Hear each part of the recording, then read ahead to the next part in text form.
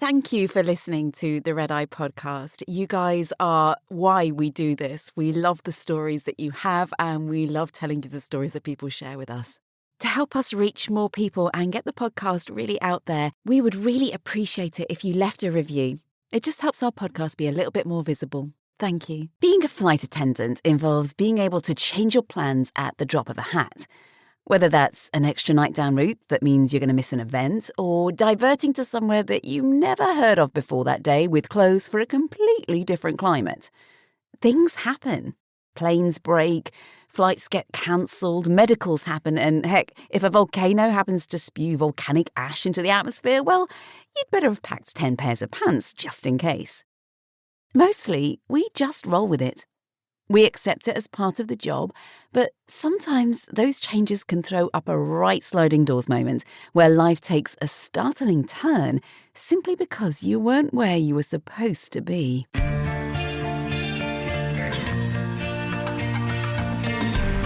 to armed and cross-check. Come fly the Red Eye! Welcome aboard the Red Eye.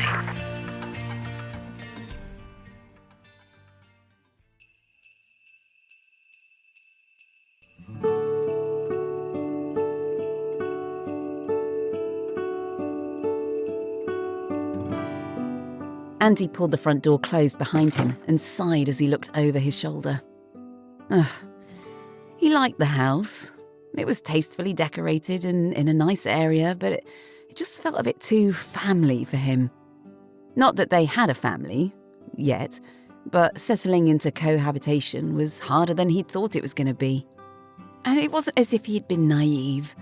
He'd seen plenty of his peers travel the same road that he was on right now. The thing was, Andy was a gay man in his late 30s. He'd done the circuit, had the no-strings lifestyle, and he wasn't ashamed to say, enjoyed every goddamned minute of it. But then along came Ben, all 5'10" of cuteness, and a slight duddy complex that made Andy have this weird, irresistible urge to look after him. He was 15 years younger, with huge blue eyes and the longest lashes Andy had ever seen. He had skin like glass and an innocence that was so precious he wanted nothing more than to keep him that way.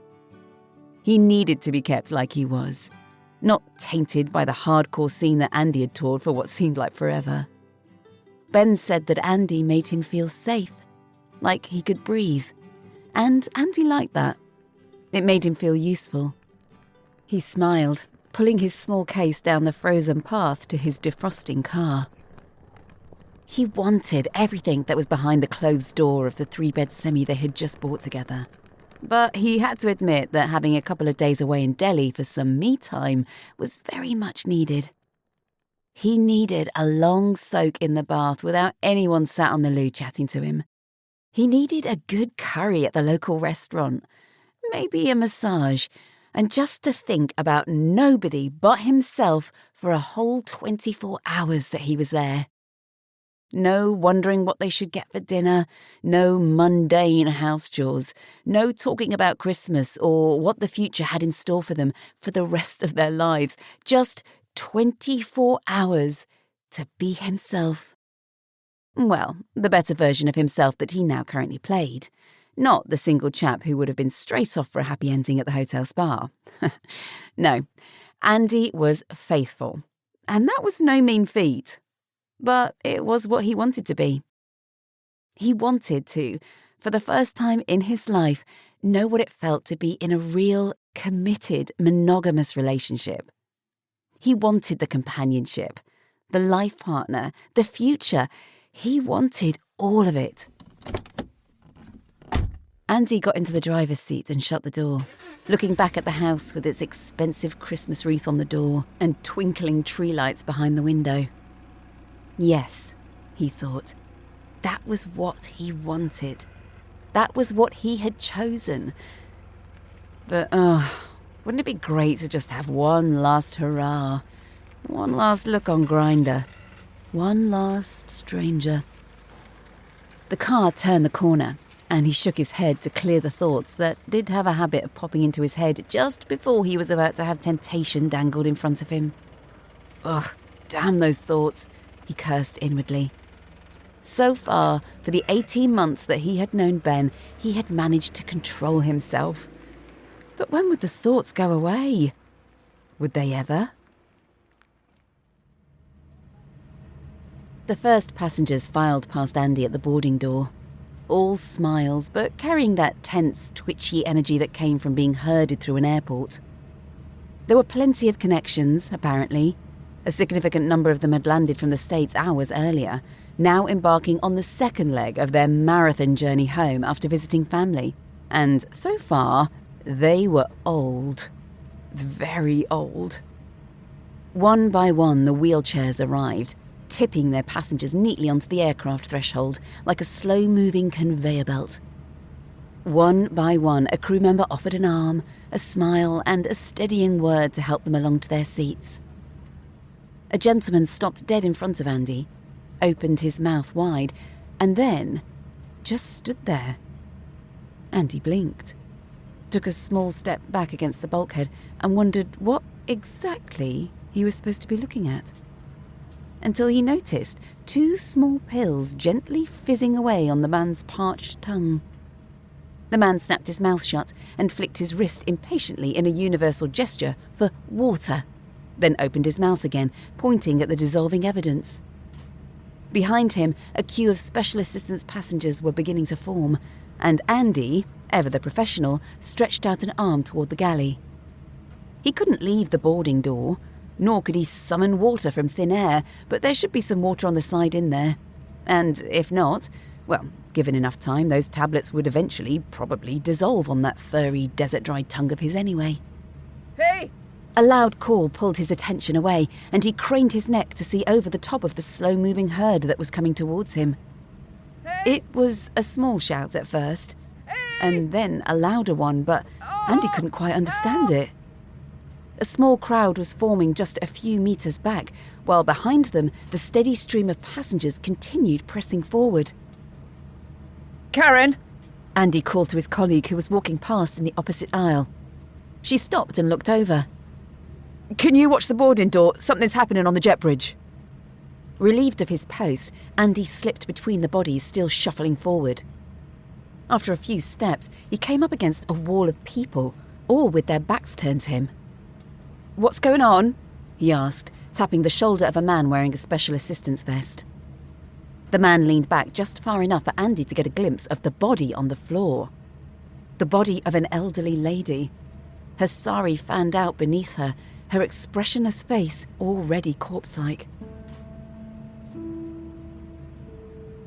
Can we stop people coming down?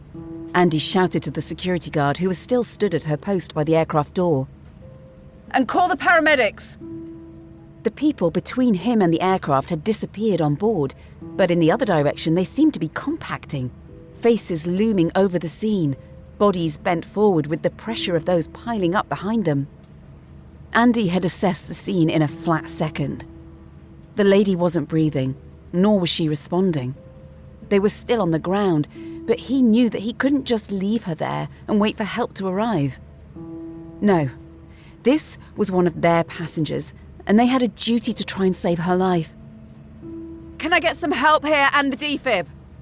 Andy hollered as loud as he could. He waited until he caught the eye of one of the crew and knew that his plea had been heard before kneeling on the floor and starting chest compressions.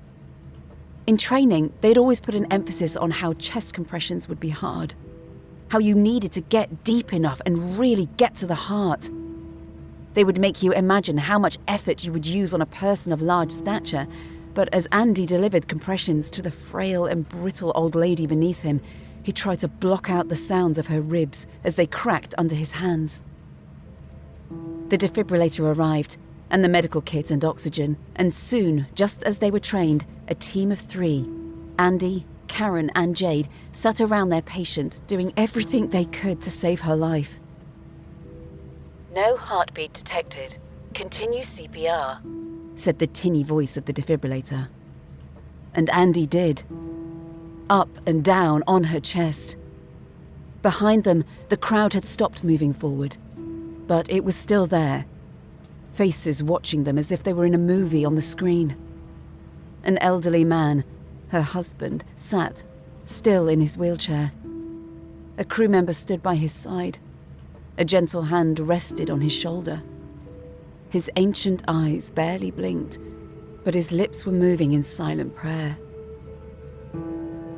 It seemed forever before they could hear the cavalry making its way through the crowd. First was the cycle paramedic, helmet still on his head, bag slung over his shoulder, bike abandoned at the top of the tunnel. 83-year-old lady, just flown in from Seattle. A history of heart attack 4 years ago when she had a stent fitted. She's on blood thinners, but no other history. Andy's ears pricked as he listened to the manager pass on the information that someone had managed to extract from the husband. The journey had just been too much for her. It was simple as that. A moment later, 2 more green uniforms made their way through, this time followed by ground agents who finally took control of the crowd, herding them back through to the departure lounge. 28, 29, 30. Andy sat back, tiring of the compressions, feeling the sweat under his polyester shirt making it cling to his back.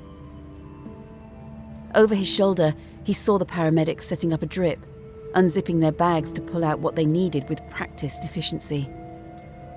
We'll take over now, one of them said, and half reluctantly, half relieved, the crew fell back to hand over their care.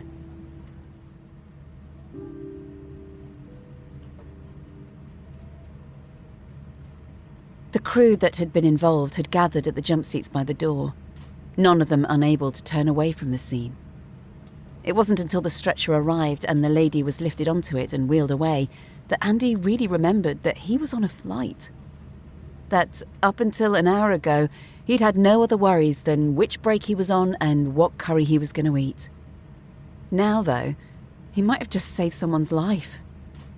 Or he might not have, depending on whether or not she made it. But he felt remarkably calm, he realised, as he stood up, waiting for boarding to recommence, for the show to go on. And they waited. Eventually, figures appeared and began walking along the jet bridge towards them. But they weren't passengers. Not the ones who had been so desperate to board only a short while ago. These were crew. 3 girls and a manager from check-in, and they looked as if they'd come to check up on the team. But then Andy noticed something odd.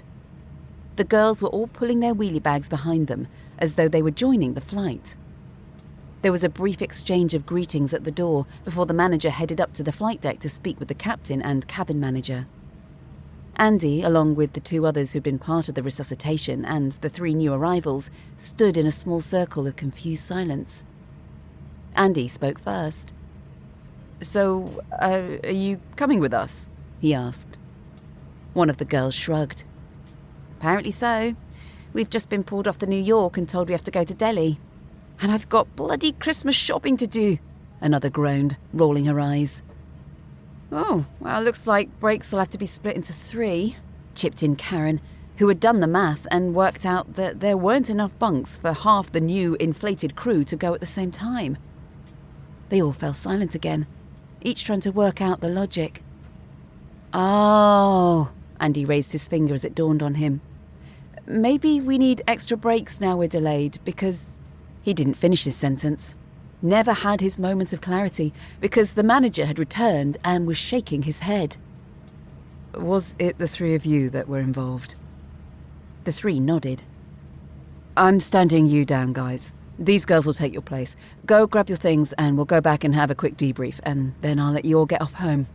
You've been through a lot. Andy frowned. Behind him, Karen and Jade nodded their acceptance and retreated to get their things. But Andy didn't want to go home. He felt absolutely fine. But I'm okay to work, honestly, he protested. The manager shook his head. You might be now, but it's a long flight ahead and it might just hit you later. Andy shook his head. Honestly, I'm fine, Andy said again, meaning it. He'd dealt with medicals plenty of times before and he knew how to handle them. You treated what you saw, and then you moved on. That was just how he operated. He didn't really do emotions. He hadn't even cried when his childhood dog had died. A therapist would probably have a field day with that, but the truth was, Andy just wasn't built that way. Sulkily, he followed the others up the jet bridge. He wanted that bath. He wanted that massage. He wanted that curry. He did not want to go home.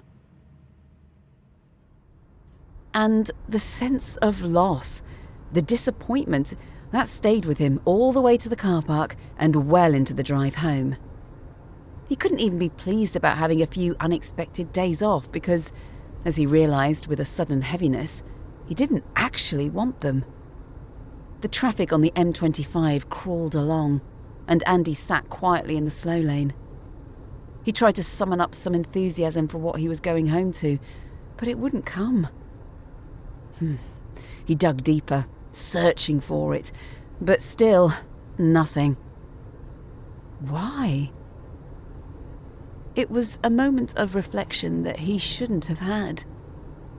He should have gone to Delhi, had his bit of me time, and then come home, refreshed and ready to slip back into the shackles of the relationship. He should have had a little break from having to be responsible for someone else's feelings, from being trapped in a relationship that, right now, felt like a life sentence. He didn't want it. Deep down, so far down, he'd managed to bury it until now. He craved his old life. He wanted to be back on the circuit. He wanted the thrill of meeting new people, the fun, the chaos, the excitement and thrill of it all. But somehow, he'd slid down the slope with the beautiful young man whose heart he now held in his hands. And he couldn't bring himself to break it. That was the truth of it. He felt responsible for Ben's heart, just as he'd felt responsible for the woman's heart on the jetway. And just like then, he was doing everything he could to keep it beating, even if it meant sacrificing his own happiness. He sighed. The kind of sigh that emptied him completely. One of acceptance. Then he nudged out of the slow lane. This was his life now. He'd allowed things to go this far, and it was time he grew up and accepted it. So he would pick up a curry on the way home, and then he'd put a smile on his miserable face and surprise Ben, who always missed him so much when he was away.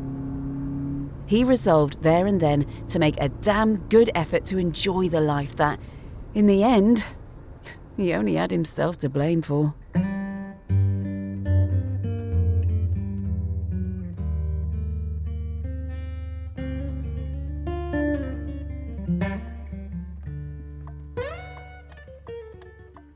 Andy pulled into their road, crawling past all the family homes with their Christmas lights flashing, inflatable Santas waving, and LED reindeer chewing their frozen lawns. As he rounded the bend, he saw his own home up ahead, without any of the chintz, but with all of the class. And he squared his shoulders. In the car, he had a banquet from the local curry house, which would go some way towards putting a plaster over the wound of having his trip stripped away. Now, he just needed to run a bath and ask for a massage, and perhaps that ache in his stomach, that urge to turn around and head straight down the M23 to Brighton would go away. He parked in front of the blue Volvo that was rudely parked right in front of his house and got out, pulling his case and carrying his curry up the short path. Opening the door with his key, he caught the scent of mahogany teakwood from the candle burning in the hall, and the warmth of the home called him in softly. He could hear Ben pottering around upstairs, and he smiled, deciding to hold on to the surprise for just a moment longer. He pushed the door gently closed, and as he turned to look back into the hall, a much bigger surprise appeared at the top of the stairs. But it wasn't Ben. No. Coming down towards him, a huge smile on his bearded face, stomach bouncing with each step and balls jiggling freely in the air, was Santa. Well, perhaps not the real Santa, of course, but someone who bore a very close resemblance, even without the red outfit and boots. Yep, this Santa was stark bollock naked. And, from what Andy was guessing, had just emptied his sack somewhere in Andy and Ben's bedroom. Down he came, grinning, utterly unaware as he bounded shamelessly, clearly on a mission to get something, and then, as his bare, crusty-heeled feet hit the cold floor of the hallway, he saw him. His grey, bushy eyebrows shot upward. His jaw hung down, leaving a gaping hole where his mouth was amongst the ginormous grey beard. His arms fell to the side of his fleshy hips, and for a moment the two gentlemen stood, just staring at each other. A call came from upstairs. "Daddy, hurry up," came Ben's voice. The same voice that he used for Andy, only a little more childish. Andy looked at the naked Santa and raised his eyebrows in question, setting the curry down on the console table. "Hi, I'm Andy. Ben's other half," he said evenly, offering his hand. "And you must be Father Christmas."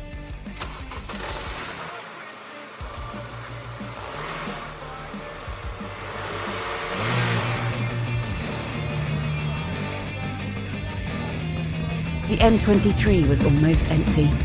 Just a few lorries lumbering in the slow lane and the dark road ahead. Andy gripped the steering wheel as he put his foot hard on the accelerator. He felt the engine hum eagerly beneath him as he raced down towards Brighton. He'd already called ahead, touched base with the old crowd, made his excuses for his absence. They didn't care. They were just glad to hear from him. The Brighton boys never held grudges. Life was too short, and the nights were too long.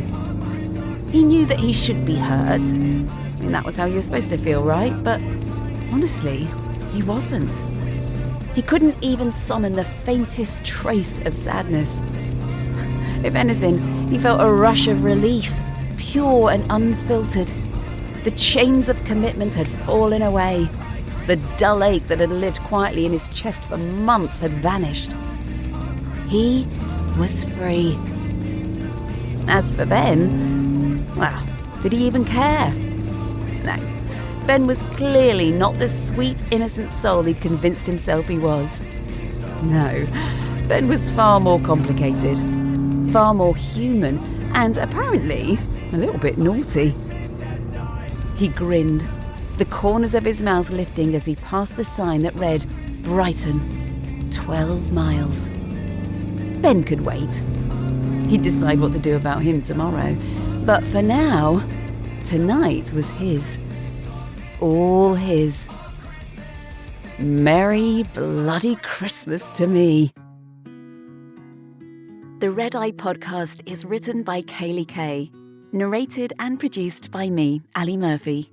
These stories are based on true events, but certain details, characters, and timelines have been altered to protect the innocent. Visit our website, theredeyepod.com, to subscribe to our newsletter and to find out details on how you can contribute your story for us to turn into an episode. If you enjoyed listening to our stories, please like, subscribe, and review. Thank you.